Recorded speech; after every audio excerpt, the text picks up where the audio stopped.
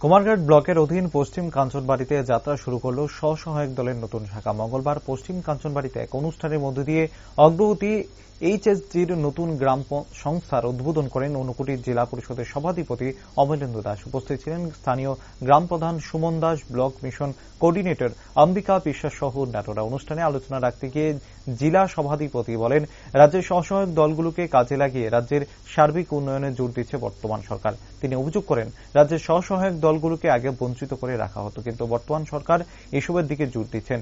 স্ব-সহায়ক দলে মহিলাদের মনোযোগ সহকারে কাজ করার পরামর্শ দেন জেলা সভাধিপতি। আমরা যে স্লোগান দিচ্ছি সেটা কিন্তু আমাদের কাজে আসবে।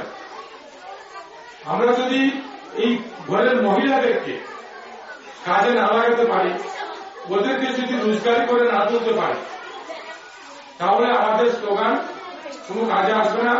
আমরা পুরুষ প্রধান সমাজ, আমরা সবাই জানি পুরুষ প্রধান সমাজ। তো পুরুষ প্রধান সমাজ বলে ঘরের মহিলাদেরকে, দিদিদেরকে যদি আমরা ঘরের মধ্যে বন্দী করে রেখে দিই, ওদেরকে শুধু রান্না করে দিদিমণি বানিয়ে রাখি, তাহলে কিন্তু আমাদের সফলতা আসবে। এ কারণেই আমাদের ভারত সরকার 90 দশকে বলেছেন যে অন্ধ্রপ্রদেশে কামরূপ ডিস্ট্রিক্ট, এখানে প্রথম এসএইচজি গ্রুপ স্টার্ট হয়েছিল। তারপর থেকে এই এসএইচজি গ্রুপ আর পিছনে তাকাতে হয়নি। বিভিন্ন রাজ্যে এসএইচজি গ্রুপ দ্রুততার সঙ্গে এগিয়ে চলছে। ওখানে যারা মায়েরা আছেন, দিদিরা আছেন, মহিলারা আছেন, সবাই এই গ্রুপে জয়েন করছে।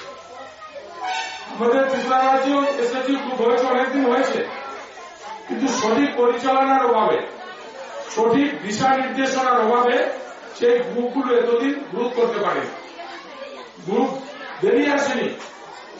আমাদের এই বর্তমান সরকারের আমলে সমস্ত গ্রুপগুলোকে অ্যাক্টিভ করার কাজ শুরু হয়েছে।